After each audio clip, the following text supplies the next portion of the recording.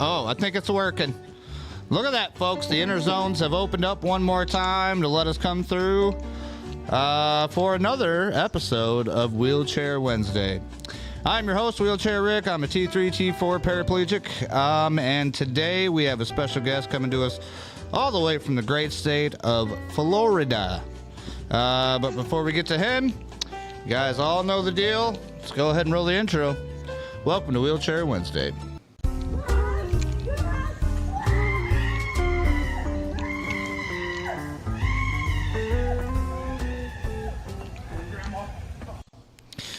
All right, y'all, let's welcome to the show Mr. Matt Minton. What is going on, my friend? What is happening? How we doing, Blair? Doing good. Good to see you. I'm glad that everything's working good. You look good. You sound good. Everything is plugged in. I don't have power cords dropping out. It worked the first time. Right. Woo! We're on a roll today, bud. It's a plus. Now, before we get going, what I'm going to do is pretty much just let you know. I mean, I'm going to ask you 10 questions. These are all pertaining to your life in a wheelchair. You just give me the best answer you can. And this is your opportunity to let people know who you are and what you got going on. At the end of this, we're going to be adding all of your credentials. So any links you got, anything you want people to know about will be in the description after the live. This is a live show. So if you guys are watching live, feel free to jump in, ask a question. And if I get it in time, we'll ask Matt and see what's up. So with that being said, are you ready to go, Matt? Let's go. Sounds good. All right.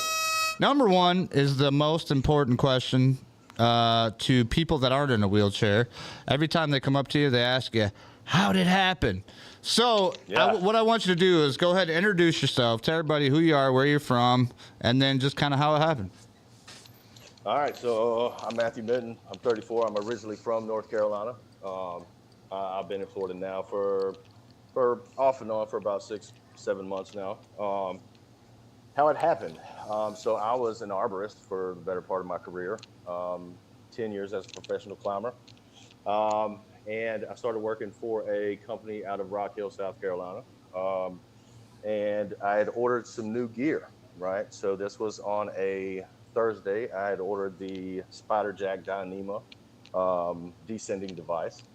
I got to work on a Sunday, which was June 14th, 2020. And it was the first tree of the morning, which kind of sucked. I didn't get any in that day.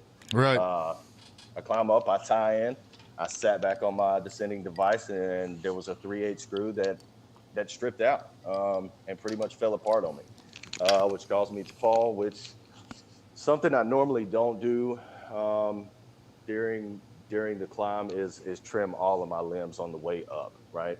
There was some work that I had to do below the tree where I was at. So I trimmed everything up, tied in, and I was going to drop down to work everything else. So I had cut away all of my slow down limbs, if you would call it. Yeah, that's what you see in the cartoons where they're bumping on each one to slow them down. Yeah, yeah, it would have been nice to have that, but there wasn't. So I fell. I landed on my butt. My legs were not involved at all. I landed on my butt. It folded me in half. My face hit my lap, and it pretty much folded me in half at T12. My vertebrae imploded. I mean, which is not a bad thing. I'm kind of glad it happened how it did. Could have been worse type situation. Yeah, I mean, I should have been dead. They say anybody over 33 feet normally doesn't make it. Right. I wasn't knocked out. Like, of course, I had the wind knocked out of me and stuff, but like I remember the whole thing, so. No, I'm not meaning to make light of this, but you didn't buy that descending device off of Temu, did you? No, actually, I didn't. I don't even think Temu was a thing then. It might have been. Okay. All right. I'm sorry. I thought about that as soon as you said I bought this brand new device, and I was like, oh wait, hold on, bro. No. It was a legit device, man. I paid like $450 for it. I had actually started working for this company, and I was training another climber at the time. So I wanted to train him in kind of an update version of me, because I had used what is called a taut line hitch for pretty much my whole career. And I was like, you know what? I just bought, okay, I'll tell myself a little bit. So I just bought like $1,500 worth of climbing gear for like $200 off of Oh, off nice. a crackhead, man, real shit. Hey, fun. And, Hey, sometimes you I was gotta do like, what you gotta do. So you got to, you know what I mean? In street field, you have to. So I was like, all right, so certain ropes that I have, I need this device because they do not accept knots. Knots won't work correctly. So that's kind of why I was like, well, look, I'm going to train him to be a flashy climber, as we call it, because that's, it's what the new world's coming to. I climb old school, old school. Right. So yeah, that's where that came from, which bit me in the ass. So, Damn, literally. so Yeah, I've never talked to anybody that fell that far from a tree before. Right. And you always think about those types of jobs and how dangerous they are. And I definitely couldn't do it. I've never been, one to get up on something, especially with a chainsaw or some kind of cutting tool. Right. It's definitely a love, man. You gotta be lunatic, bro, to do that shit and be in love with it. Right, for sure. Brittany Townsend said, "Hey Matt, really awesome adventure." Said, "What up, fellas? Spencer here from Florida. Good to see you, Spencer." So with the second question coming up, right on the heels, it says, "Would you walk if you could?" Now, if you've watched this show for a little bit of time, you kind of know what this is all about. Everybody talks about it. So it's would you walk if you could, which means if you could go back to the time of your injury and live the life the way you were living and not get injured, would you do that, or would you stay where you're at now with all the knowledge that you've learned and the relationships you've created? It's that's kind of a touchy one, right? Because it's a yes and no question. Would I go back and change it? Yeah, of course. For a lot of different reasons. I also have 4 kids that life has changed drastically for. They have a lot more responsibility. There's certain things that I can still do but not do as I could. You had them before the accident? Yeah. Okay. Man, kids are a big help, man. I gotta say that. Oh, they're amazing kids. They're absolutely amazing. But no, I would not go back. I would not go back because I tell you what, like I was a drug addict for a very long time. My early teens up until I fell, and then some afterward, right? So I'm gonna say just like I tell everybody, this chair honestly has saved my life, really, and I mean, it's kind of made me the guy I am today. If I hadn't been in the chair, I would still be doing the same shit I was doing before it, right? Without a doubt, So would I like to change it? Yes, but no at the same time. I'm happy with where I'm at right now, what I'm doing, and what I've got going for me. If it came to like shutting everything down, no. giving everything back, no, you're good. You'd stay where you're at. Absolutely. Right. There was one thing that really bugs me about being in a chair, and really, like everything else, I can pretty much do. Like I really don't need help with anything, honestly. Thanks, bro. But the one thing that has bugged me the whole time, right, is my 7-year-old has the fun run at school, right? Right. At school, they have it in a grass field, and it's and that really hits home to me. You know what I'm saying? Every time I go, so right. That's really the only thing that's really the only thing that I would change it for, honestly. Absolutely. I feel that, bro, 100%. Right now, I'm just sharing our live for everybody so they can jump in it. You're good. Please feel free, everybody watching, do the same. Ashley Minton said you're a rock star. I'm guessing that's one of your relatives. Yeah. Or whoever, one of your peoples. Let's just put it that way. There we go. Now the next question I got for you is all about keeping in shape. You look like you're a big dude, man. Tell me about the. What do you got? You lift weights? What are you doing? You doing therapeutic bands? Yeah. No, I lift weights on a daily. I just really have got back into it full time, probably like not even a month ago, man. My first, well, not my first year. My first year was pretty rough. My fitness was completely out the window. I was, it's all mental health first year. So like last February, I got to the point of my fitness that I was benching 305 3 to 5 times. And like I was hitting it. I was making it happen. But, of course, the mental health got the best of me, and the whole addiction came back into play. which I've now kind of got a hold on and back into fitness. Right. You know, so it's an everyday thing. I try not to take a break, even if it is 5-10 minutes, you know. Right. Right. No, absolutely. And being a tree guy, I'll tell you right now, I got a couple friends that are tree guys. Even though they're crazy sons of bitches, I'm going to tell you this. These dudes do not stop. Like, dude, every time there's something going, they're like, wait, nope, I can't sit down and play the video game with you, Rick, because I got to go fix my sink. My sink's leaking. Oh, wait, now I got something this happening. My porch is falling apart. Got to go rebuild another porch. Every time they get home, it's not trees, but it's always something else. That's the way it goes. You got to be moving, man. I don't Brittany know what it is about it. Townsend. We lose. Right. No, for sure. Brittany Townsend said super proud of you. She's sharing. Man, you got a lot of admirers out there, it looks like. Oh yeah. Let's talk about your pet peeves. So how long have you been in a wheelchair again? Let's talk about June 14th, 2020. So I just have hit 4 years. All right. So in your 4 years of wheelchair experience, what have you found to be the pet peeves of wheelchair life for you? So just in general, like everything, right? Not necessarily with other people. I mean, it's just it's just like if you think about the stuff you have to deal with on a day-to-day basis or whatever, like what's the one thing that really irks you the most? You know what I mean? So I run with no brakes, right? Of course. So that's probably like doing household chores, sweeping, mopping is probably one of my pet peeves. Which you know. What do you mean about like not being able to do it, or just somebody doing it wrong? It just no. Like just me.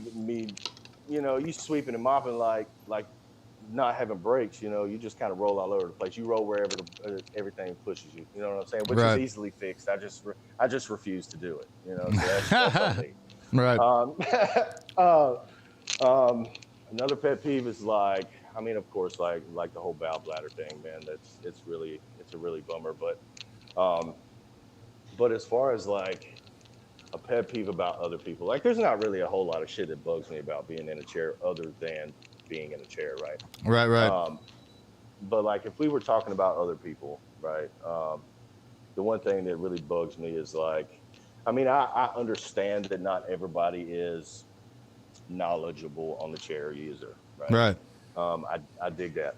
Me, before I was in a chair, they terrified me, kind of, sort of. You know what I'm saying? So, you're like, I don't even want to talk to this dude because I feel like I'm gonna offend him some way, right? Well, I just, you know, I was an arrogant, cocky bastard back then. You know what I'm saying? I mean, that's just honest. You remind me of my friend Steve. Shout out Steve. That's hilarious. You know, and it's like, I don't know. I look down on people anyway in that past life, so to speak. So like anybody that I had to look down on, like I just didn't associate with. You know what I'm saying? Right. But I see now how that feels. You know what I'm saying, in this new life, and that's like, wow, man, it's a real life changer. You know, like you get the people in the store that's like, you go down the aisle and they like jump up on the gondola, and I'm like, bro, I'm not that big, dog. Like, you know, you don't got to give me 2 car links, bro. Like, right. But yeah, part of you kind of likes it though, doesn't it? Part of you's kind of like, yeah, get the fuck out the way. Sorry. I'm sorry, but it's, you know, that's how you feel. Yeah, I've been in Walmart before, man, and there was a dude coming through with the cart. And he took a hard right and hit the whole thing, knocked down. Just trying to get it, give you some room and shit. Right. Yeah, and I'm like, bro, dude, I'm not that big, dog. Let me help you pick that stuff up. Oh man, that's hilarious. But it's you know, it's great. Man. You got any pets at home there? Yeah. I got my Corso laying over here, right here. Oh yeah, that's a big old dog. Now let me say this. I have just gotten this to be my number one pet peeve, and it's just recently happened because I didn't think about it before. But my dog, I got an Australian Shepherd. She'll bring in all her toys, right? Every single toy in the whole house, big old ropes and just everything, and drop them right where I got to roll at. And then it's like, dude, seriously? Yeah. So you just got to... I hate that. That's my pet peeve. I'm glad you said that. I'm glad you said that because that just you didn't think about it, did you? Yeah. Yep. Has nothing to do with the dog. No, dog's cool. Nothing with the cat, unless like you consider kids pets, right? Or because they some people always do. leave the shoe. they seem to always leave the shoes out. You know, it's like they come in the house, kick the shoes off, and then it's like you don't ever find it until you go to roll backwards and turn around or some shit, and it's like, oh shit, you know. And then if you're in a power chair, you just got to take it with you until your wheel lets it go. Right. Oh, so horrible. Yep. Yeah. It's like, come on, guys, y'all forget I'm in a chair. I mean, I appreciate you, but come on, help me out. Right. Yeah. Some of those days, it's like it depends on how the temperature of the house is feeling. Because if it's like tense, then I'm not going to say nothing. But if it's like free and everything's good, I'm like, what the hell is this? Somebody pick this up, son of a bitch. Okay. Yeah. No shit. Yeah, you get all crazy. 100%. Now, this next question I'm going to ask you is, what is something that you wish you could do right now that you can no longer do that you used to do all the time before? I mean, besides the obvious. Yeah, we all know. I mean, we all know what we would do. I mean, come on. If we had one day to just, I mean, that's it right there. Okay, the obvious. Yeah, that's it. But besides that. Yeah. I mean, honestly, man, like, I really haven't found anything that I can't do yet. I like it. I mean, really, other than fucking. Oh yeah, well, yeah. You know what I'm saying? Yeah. But like everything else, I still kind of have, right? Like, I mean, I've got a lot with my injury. I'm very blessed and I have a lot, right? So there's nothing really that I would. Well, T12. I mean, you're what? You're like ab. Still got ab muscles and everything. Yeah. I still got a lot, man. I've got you a little lucky. bit on my legs, like. Yeah. I know, man. I know. You know, it's I get down on my down days, and it's like, and I'm just like, man, why the fuck are you in a bad mood, bro? Like, what are you doing? You're such a fucking selfish bastard. You know what I mean? But, well, if you look at the way your life used to be too, and the way it could have went, that's kind of where I'm at too. You know what I mean? It's like, man, because I myself was an addict, bro. Like I was on the hard, man. Right. Like when I say hard, I mean like you know what I mean. Oh yeah, dude, it was bad, and I was in there for two years pretty much, and I lost everything, dude. Like jail saved my life. Had to go to jail, got out of jail, and then like I was able to move forward. And then this is when I was young. I was 20. So, like, you know, I started my own business, and I was going good until I wasn't. And then that's a whole nother story. It's not about me. It's about you. But, yeah. Right. Hey, man, it's interesting. Right. But, so if you could go out and do one thing right now that you used to do, what would it be? You said. One thing. You only get one. I don't really have one thing. Go jog around the block. Man, you know what? Like, yeah. I mean, like, play a game of basketball. I never really done it. Yeah, I never really done it. No, I was never a jogger either. Dude, you're a tree worker. You don't need to jog. What the hell? Absolutely not, you know. But I would definitely hop in a tree, man. That would be my one thing. Go back to the trees. I like it. I would hop in a tree today, man. Right now, I would do it. Bro, you know what's funny right now? I guarantee you, somewhere along the line, somebody's gonna watch us and they're gonna say, "You can jump in a tree right now, and I'm gonna show you how." I guarantee it. Always happens. I mean, I know I can, and I know I can. But the one thing that I am honestly trying to get done is I'm trying to find a way. Maybe, hey, if any of you guys know how to fucking get away around this, since I have function and from knees up, like I'm trying to get those jokers whacked off, bro. You know what I'm saying? Right. The doctor's like, no, we can't do that. I'm like, so I got to lay up under a zero turn, and y'all will take them the rest of the way off. Like, come on, man, help me out, you know? Because I know if I were to get like in the joint, took them off, then I would be able to climb and I would be able to get back in the tree 100%. Dude, legs get in the way. Without having it in the way. Yeah, legs get in the way. Holy moly. It's like, holy moly, man. It's insane that they just won't be like, you know, I mean, I understand the science and the medicine behind it. They're like, oh, well, the possibility. Man, right. That possibility, dude. You know what I'm saying? You don't have to go home with your shit on a daily basis. You know? Right. Yeah, you know, it reminds me of the. Go ahead. No, I'm listening to you, bro. Oh, no, I was going to say, it reminds me of the saying that a lot of us use in our racing game is walking is overrated. We all put it on our back. I put it on my back bumper. But that's what it is. I mean, it's like once you're in this chair for so long, you realize what you still can do. You know what I mean? And it's like, dude, walking is overrated. Like, I don't need to walk to get shit done. I can just do it. You know what I mean? Like, Yeah, everybody that I ride with, they're like, "Hey, man, I wish you had a handicap sticker and shit." And I'm like, "Dude, let's go to the end of the parking lot. I'm not going to be out of breath by the time I get to the door." You know, what I'm Right, saying? right. Come on, man, it's not that bad. It's not that bad. Let me catch up on some of these comments. Shawnee Abraham said, "Super proud of you, handsome." Whoop whoop. And then Brittany dog. Townsend said, "Hey, it's super independent. It's like the chair don't even exist." That's right. That's right. Gotta live like that. Gotta live like that. I like it. I like it. All right, next question. Let's talk about what type of wheelchair do you use, and do you have a name for it?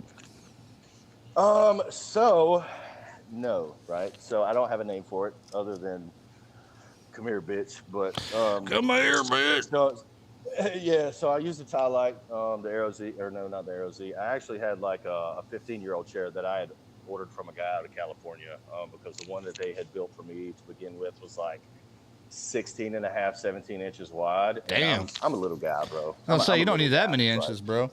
No, I'm 14 inches wide. You know what I'm saying? Right. So I had found one that I used. It was a Aero Z. No, it wasn't an Aero Z. It was a ZR Tie Light, and I still have that chair, and it is a beautiful chair to ride in. It's compact, and it's just not in the way. I just have got a new one through insurance, which is the Kai Mobility Rogue, which is okay. It's all right. It's all right. I carved stand up in the front of it. So, Stand up. I guess that's the name. Stand up right there. Hey, you know what? I like it, man. If you're gonna make a because you know how us guys do it, right? You get a car, you name her Eleanor. That's you wish you get this, you name it. I don't know. That's just me. Like I name my chairs or whatever. You know what I mean? But that's just I don't know. That's just I don't know. I guess it's just a guy thing. Right. Yeah, 100%. Let's talk about your pain levels. What is your pain level like? 0, man. Like honestly, I this don't guy. have any pain. I don't have any pain. I mean, you have your typical back pain, right? Like, I mean, just you're stiff, but fitness helps out a lot with that. Stretching, keeping mobile. But I mean, honestly, like. I mean, for a year or so, like I got kind of dependent on ibuprofens. I was taking 1,200 milligrams twice a day. Oh yeah, You know what I'm them saying? shits will mess you up. But yeah. But I started drinking nettle on a daily basis, stinging nettle on a daily basis, which kind of replaced my ibuprofen, right? Hold on, now what is that? Now explain that. What's nettle? It's stinging nettle is a herb. You can make teas out of it. That's like a plant, right? You can get it. Kind of done some research on that. Like I'm a bit. Yeah, so yeah, you can get it straight off of Amazon. Anthony's is the best. So it's something I don't know. A lot of people don't drink tea, right? But it's way better for you than coffee. We all know. Oh man, I need to start drinking tea. But it helps a lot with pain. Once you get a week or 2 weeks into it, like you can really tell a difference with the pain. And that's really what I do on a daily now instead of that, You're gonna have to send me that. I do. We'll put a link into the description. Yeah, I will. Yeah, absolutely. I can do that. It's great stuff, man. It really is.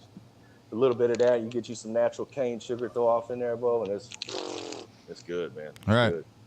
See, I think the thing with coffee is we're just so used for that like warm, nice drink in the morning that like we're used to the flavor. Like me, I'm a French vanilla like psychotic, so I gotta have it. More French vanilla than coffee. Right. I cut out the oil stuff, started going with natural because my old lady wanted me to do natural, and I just now got 100%. like used to that taste, so I like that. So now, eventually, I'm gonna take that. We'll drop it down to tea, put the nettle in there. Should be good to go. Man, it's you know what I great. mean? Yeah, man. Get it. I'll send you a couple. I do nettle in the morning, chamomile at nighttime, and then we have a cold tea which we use hibiscus and raspberry, which is fucking delicious, bro. Nice. It's good. I drink tea all day long, man. Heck yeah, I like it. What do you think, folks? We're having a good time. We got 9 live viewers. Cody Smith says, my dog does the same thing with his toys. It's getting personal when he stares right at me after he plops in the middle of the floor. My dog does the same thing. And I'm like, dude, are you serious? You know I got to go there. Fucking assholes, man. Yeah, Normally we don't swear on this show, but dude, it's true. They are. Sometimes they're assholes. It is very true. Moving right along to the next question for Mr. Matt. Now this one is kind of an important one. Now, like I said before, you know what I mean? Like, I was looking for something to help me with this. This is the reason why I started this show. Right. What is the biggest thing that you think helped you after your injury? Like, what's the biggest help? Okay. So of course, like in the beginning of your injury, like you have this all eyes on me, right? Like no matter what, you're embarrassed because you're in a chair and you're All the attention's on you. Yep.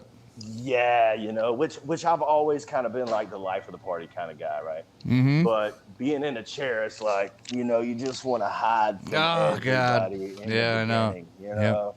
Yep. And I had heard somebody say this at one point, and I kind of started to instill that into my daily life. Is like, no matter the room that you roll into, right? For at least 3 seconds, you are going to be center of attention from everybody. Oh, everybody in the room is going to see you. As soon as you walk in, yep.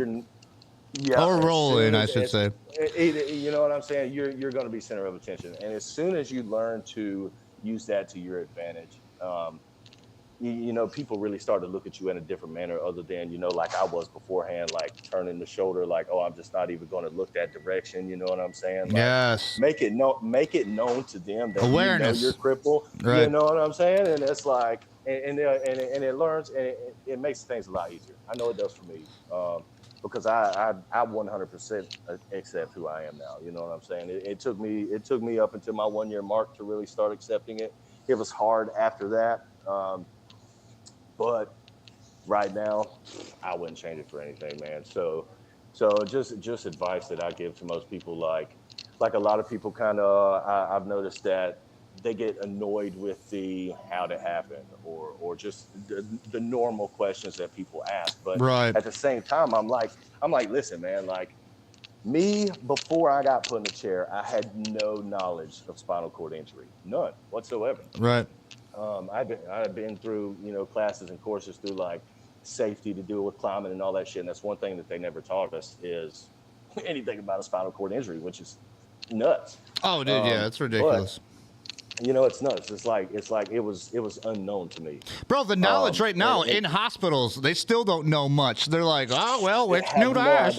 Yeah. Yep. Yeah. Well, they don't spend the time listening to the man with it. They spend the time listening to the man without it. Well, they're learning off of us slowly, but it's taking forever. Slowly, you know what I'm saying? But it's if you would just take the time and teach people upon these things, you know what I'm saying, that's actually wanting to learn. Like I'm a super open book whenever it comes to my injury. I don't hide anything. I will tell you shit that you don't want to hear, just to give you some knowledge of it. You know what I mean?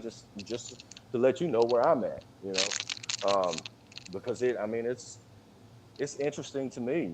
At the things that I didn't have before that I do have now. And everybody's injury is different. So nobody has the same. I just try to tell. Yeah. I just breaking up a little bit. You froze on me. You still there? Oh, you're all right. You good? I'm good. I got you here. Must be your internet or mine. Is it mine? I don't know. Who knows? Yeah. It must be mine. There's probably like 9 people on it right now, but it's okay. But just you got to learn to be comfortable with who you are, man. Yeah. One thing that I've noticed that a lot of people, and this is just my opinion, guys. If you're watching this, you can blast me all you want.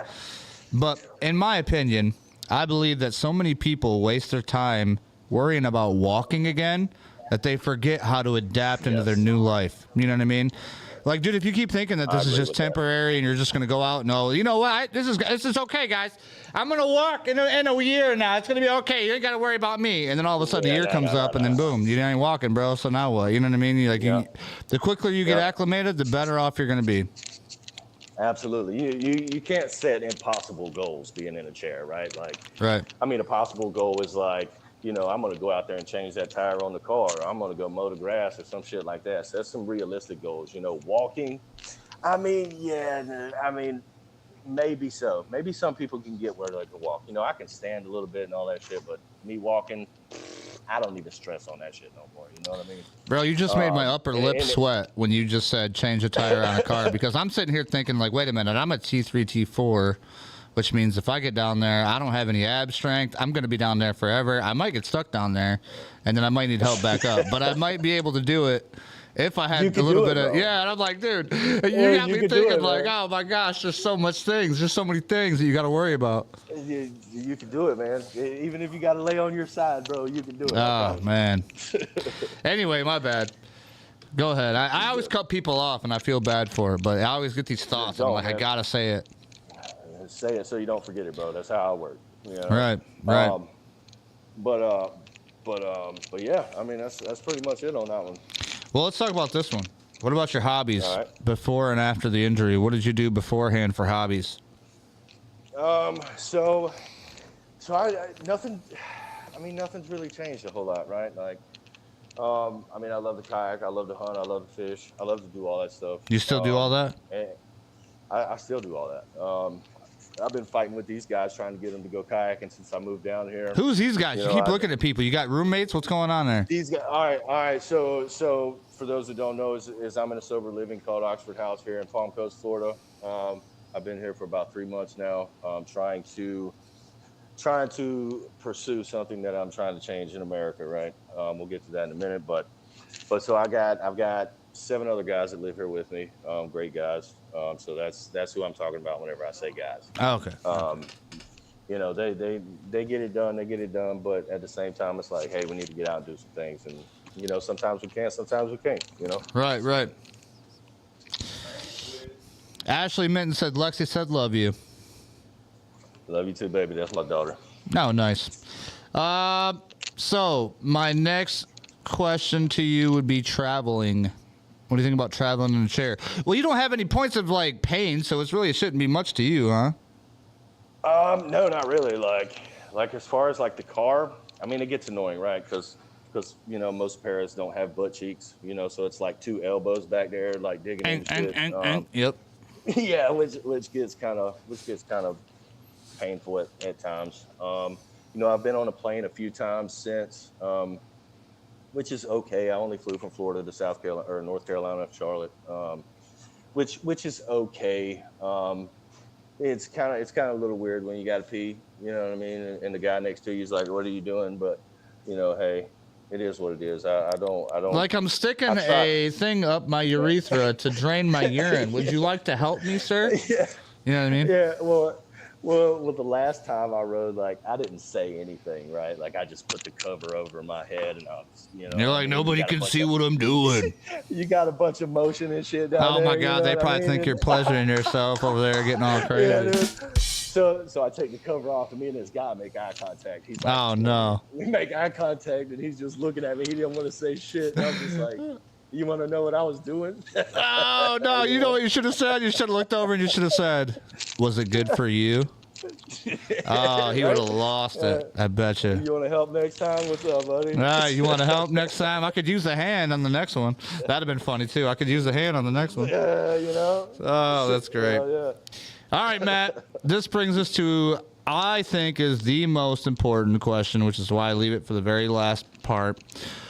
I need to know from you, what would be the best piece of advice to that newly injured person laying in that hospital bed right now, trying to find out somebody that's got their kind of injury, and they look at you? What would you tell that person? So I remember me laying in the hospital, right? I remember that, like I said, I've always kind of been an upbeat guy, right? But the one piece of advice that I would have to say is super simple, right? Is don't hate the position you're in. Embrace the position you're in. Because no matter what, like there's no changing it. Like time heals everything, but not everything. You know what I'm saying? At the same time, but it can heal you mentally, and it can heal the people around you. Whenever I was in the hospital, like I think my second day into the rehab process, I was like, hey, can I get up? Right? That's as soon as you can get up.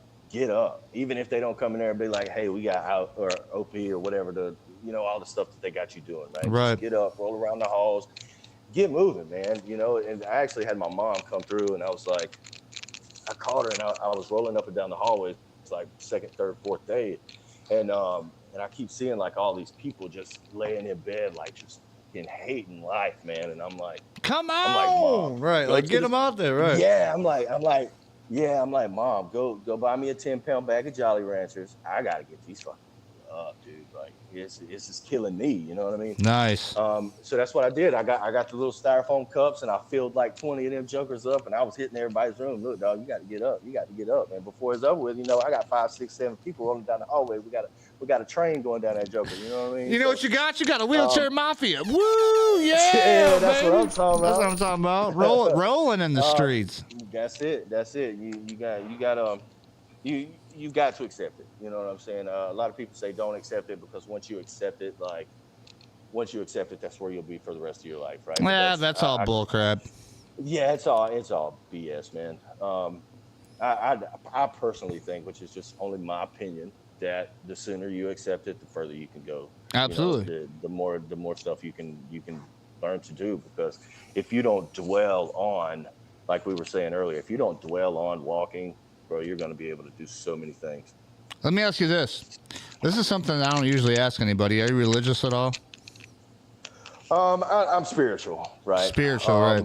I don't chase any certain religion. And it's just something I like that. Really, I can feel that. Spiritual, yep.